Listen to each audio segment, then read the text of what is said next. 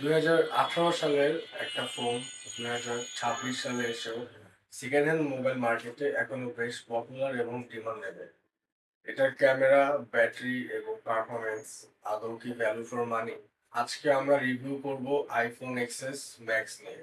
Hello everyone, I am Sajid Hossain from OG Tech. This is my first video. এরকম নতুন নতুন take এবং video gadgets নিয়ে ভিডিও পেতে আমাদের চ্যানেলটা অবশ্যই সাবস্ক্রাইব করবেন। প্রথমত যদি আমরা এটার লুকস বা ডিজাইন নিয়ে কথা বলি, 8 বছর, অলমোস্ট 8 বছর আগের একটা ফোন, যেটা এখনো বেশ প্রিমিয়াম একটা ফিল দেয় এবং এর স্টেইনলেস ফ্রেম এবং গ্লাস ব্যাক এখনো একটা ফ্ল্যাগশিপ ভাইব দেয় আমাদের হাতে। এই আমরা যদি এটা ডিসপ্লের দিকে যাই, এটাতে ইউজ করা হয়েছে একটা 6.5 inch super HDR OLED retina display, যেটা একটা 60 হার্জ এর প্যানেল। কন্টেন্ট ওয়াচিং এর ক্ষেত্রে এই ডিসপ্লেটা বেশ ভালো।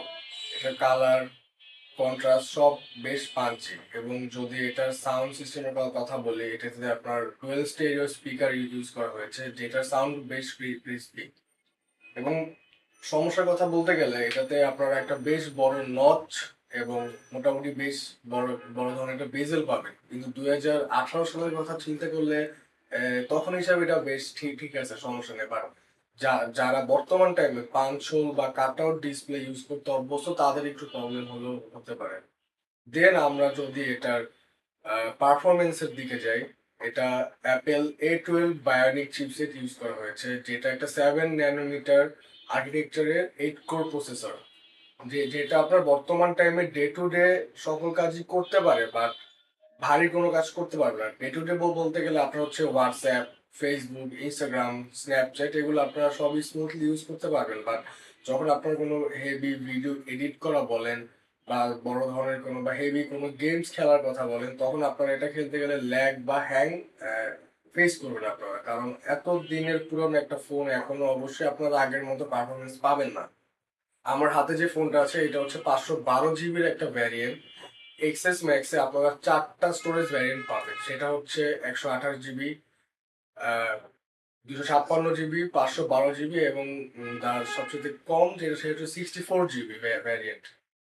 তো মোটামুটি বেশ আপনারা অনেকগুলো স্টোরেজ অপশন এটাতে পেয়ে যাচ্ছেন। দেন আমরা যদি এটার ব্যাটারির দিকে যাই, এটাতে একটা 3174 mAh এর ব্যাটারি ইউজ করা হয়েছে, যেটা আপনার 15 ওয়াট চার্জিং সাপোর্টেড। তো 15 ওয়াট এখন অনেক কম মনে হলো, ওই টাইমে এটা বেশ ভালোই ছিল 2018 সালের কথা চিন্তা করলে।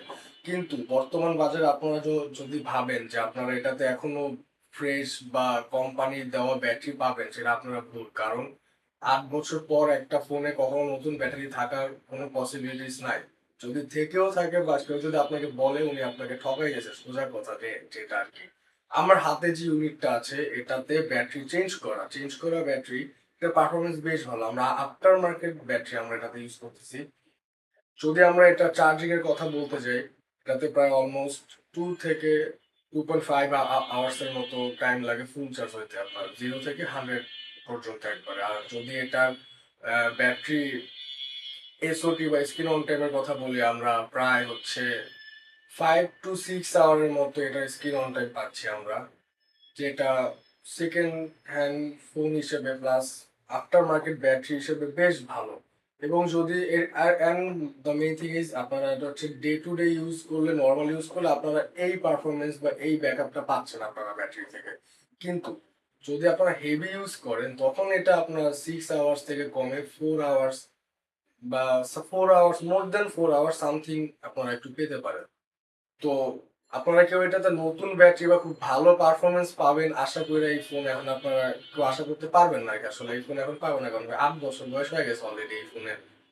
তো আপনাদের সবাইকে যারা এই ফোন নিবেন বা নিচ্ছেন, আপনাদেরকে ইউজ করতে হয়েছে সেকেন্ড হ্যান্ড মানে আফটার মার্কেট ব্যাটারি, অর বা আপনাকে বাইরের কোনো ব্যাটারি ইউজ করতেই হবে এখন, কারণ এত পুরোনো ফোনে নতুন ব্যাটারি পাওয়ার কোনো চান্স নেই। দেন আমরা যদি এটার iOS ভার্সনের দিকে এখন আসি, এটাতে এখন কোনো মেজর আপডেট আপনারা পাবেন না, কারণ আর এটাতে লাস্ট আপডেট হিসাবে এখন আছে 18.7.9 এবং এটাই আপনার লাস্ট এক্স সিরিজের জন্য, এটাই লাস্ট আপডেট। এরপরে এখন শুধু হয়তো কিছু কিছু সিকিউরিটি প্যাচের আপডেট আপনারা পেতে পারেন, এর বেশি কিছু না।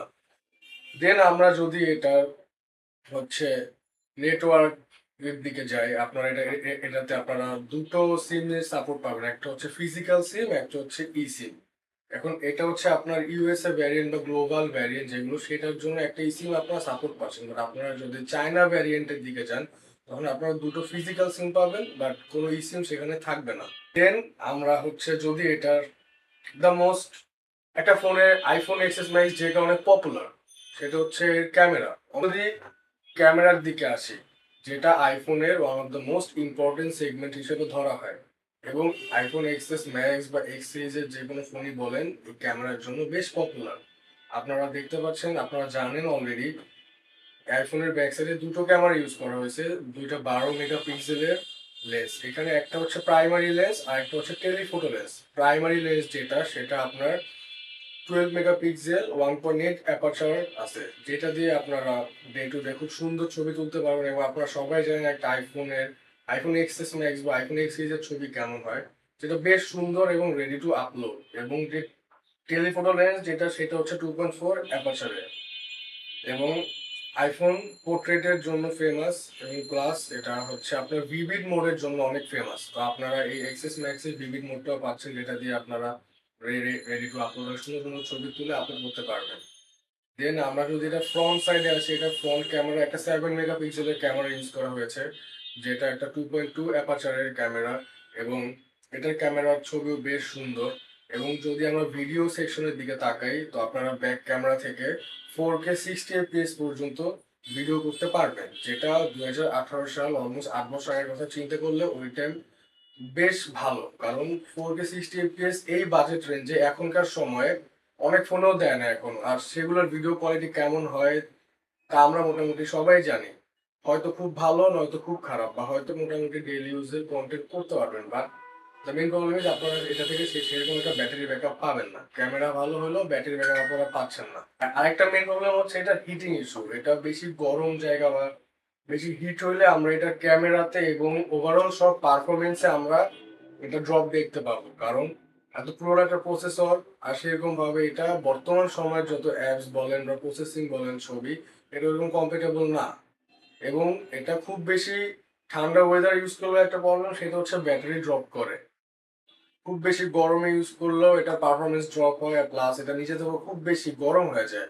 প্লাস আপনারা যদি খুব রোদে ইউজ করেন, তখন দেখবেন এটা প্রায় ল্যাগ বা হ্যাং খুব ভালো পরিমাণ দিতেছে, ফ্রেম ড্রপ দেখতে পারবেন। প্লাস আপনাদের এটা যদি হচ্ছে কোনো এমন সিম ইউজ করেন যে সিমে নেটওয়ার্ক কভারেজ খুবই খারাপ, বা ফোনের খুব সাফার করতে হচ্ছে আপনার নেটওয়ার্কটা মেনটেন করতে, তখন দেখবেন ফোন খুব হিট হচ্ছে। তো আপনাদের উচিত এইসব জিনিস অ্যাভয়েড করে চলা। প্লাস এগুলো এই এই হিটিং ইস্যু অলমোস্ট সব ফোনে দেখা যায়, তো এটাও সেগুলোর বাইরে না। এবং এটা যত তাড়াতাড়ি হিটও হয়, আবার তত তাড়াতাড়ি এটা ঠান্ডাও হয়ে যায়, বিকজ আপনার এটাতে glass back body plus steel frame. So হিটও যেরকম ফাস্ট হয়, ঠান্ডাও হয়। But the main thing is আপনার এটাতে ফোনের ব্যাটারিতে একটা ভালো ইম্প্যাক্ট করতেছে, যেটা আপনার ব্যাটারি পারফরমেন্সকে খুব ভালোভাবে হ্যাম্পার করতেছে। সো এইসব জিনিস আপনাদের অ্যাভয়েড করে চলাই উচিত। কারণ একটা ব্যাটারি ইউজ করতেছেন মার্কেট থেকে লাগায়, তো যতদিন আরো চালানো যায়। সো দেন আমরা যদি আসি এটার ভালো এবং খারাপ দিক, the most important part of this video. ভালো দিক বলতে গেলে, আপনারা যারা iOS এর এক্সপিরিয়েন্স নিতে চাচ্ছেন, যারা একটা আইফোন ইউজ করবেন বা টুকটাক কন্টেন্ট বানাতে চাচ্ছেন, তারা এই ফোনটা নিতে পারেন অ্যাজ আ সেকেন্ডারি ডিভাইস। দেন আরেকটা ভালো দিক যদি বলতে চাই, এটার ডিসপ্লে বা সাউন্ড এই বর্তমান সময়ে এসেও বেশ ভালো। তবে খুব ভালো যে বলবো এমনটা না, বাট ভালো। একটা মেন জিনিস হচ্ছে এটার ভিভিড মোড, যের জন্য আইফোন বেশ ফেমাস। আপনারা ভিভিড মোডে ছবি তুলতে পারবেন, সুন্দর ছবি আউটপুট পাবেন। দেন এগুলোই আপনার এই আইফোনের কিছু গুড সাইড। এখন আমরা এটার ভালো দিক নিয়ে বলছি, এখন আপনারা এটার খারাপ দিকগুলো জানেন। এটা খারাপ দিক দিয়ে বলতে গেলে অনেক খারাপ দিক আছে। তো প্রথমত বলতে গেলে এটা চার্জিং নিয়ে, 15 সিরিজ থেকে আইফোনের 17 সিরিজ পর্যন্ত সবগুলোতে আপনার সি পোর্ট ইউজ করছে। প্লাস আপনার হচ্ছে যতগুলো এখন যত ফ্ল্যাগশিপ বলেন বা মিড রেঞ্জ বলেন বা এন্ট্রি লেভেলের অ্যান্ড্রয়েড ফোন বলেন, সবগুলোতেই প্রায় আপনার সি পোর্ট দেখতে পারবেন। কিন্তু এটাতে আপনারা একটা লাইটনিং পোর্ট পাচ্ছেন, যেটার জন্য আপনার একটা এক্সট্রা করে কেবল, লাইটনিং কেবল অলওয়েজ ক্যারি করতে হবে। যেটা খুবই আসলে একটা মানে ঝামেলা আর কি, কারণ আপনার সব জায়গাতেই সি পোর্ট পাবেন আর এখানে এসে আপনার একটা লাইটনিং পোর্ট। দেন আমরা যদি আসি এটার ব্যাটারিতে, আপনারা এই ফোনে এখন নতুন ব্যাটারি পাবেন না। আপনারা যেটা পাবেন সেটা হচ্ছে হয় প্রি ওনারের ইউজ করা ব্যাটারি, যেটার ব্যাটারি হেলথ অলরেডি ধরেন 70%, 65% এরকম চলে এসেছে। আর না হয় আপনাকে আফটার মার্কেট ব্যাটারি ইউজ করতে হবে, যেটা আপনি যদি দেখে শুনে ভালো জায়গা থেকে নিতে পারেন আপনার ব্যাটারি পারফরমেন্স খুব ভালো হবে। কারণ আপনারা ওই কোম্পানি দেওয়া ব্যাটারি থেকে বা অরিজিনাল ব্যাটারি থেকে খুব ভালো পারফরমেন্স এক্সপেক্ট করবেন, সেটা আসলে ভুল। এমন কিছু আপনারা এই ব্যাটারি থেকে পাচ্ছেন না। দেন আরেকটা মেইন প্রবলেম হচ্ছে এটা পারফরমেন্স। এটা যদি আপনারা সেকেন্ডারি ফোন হিসাবে ইউজ করেন দেন ওকে, বাট এটা যদি আপনারা প্রাইমারি ডিভাইস হিসাবে নিতে চান তাহলে আমি রেকমেন্ড করবো আপনারা কেউ নিয়েন না এই ডিভাইসটা, কারণ এটা সেরকম ক্যাপাবল না। 8 বছর আগের একটা ফোন, চিপসেট এত পুরনো, যেটা দিয়ে আপনারা নর্মাল সব টুকটাক কাজ করতে পারবেন, বাট ডে টু ডে যত প্রেশার এবং কাজ বলেন বা হেভি ম্যানেজমেন্ট কাজ বলেন সেগুলো এটা দিয়ে করতে পারবেন না। টুকটাক কাজ হইলে বা সেকেন্ডারি ফোন হিসেবে হইলে সেটার জন্য ইটস ওকে। এই প্রাইস রেঞ্জে আসলে 20 থেকে 25 হাজার টাকার প্রাইস রেঞ্জে আসলে আপনারা এটার পাশাপাশি আইফোন 11 এবং 12 মিনি পাচ্ছেন, যেটা এই ফোনের থেকে বেশ পাওয়ারফুল এবং বেশ ভালো। এবং আইফোন 12 মিনির এই স্পেক্স বলেন আপডেট বলেন সবকিছু এটার থেকে বেশ আগানো, জাস্ট এটা ডিসপ্লে সাইজটা একটু বড়, 12 মিনির সাইজটা একটু ছোট। কিন্তু আপনারা যদি পোটেনশিয়ালের কথা চিন্তা করেন আইফোন 12 মিনি ফার বেটার। কিন্তু যাদের আপনার ছোট ডিসপ্লে অপছন্দ তারা হয়তো আইফোন 12 মিনিটা স্কিপ করবেন।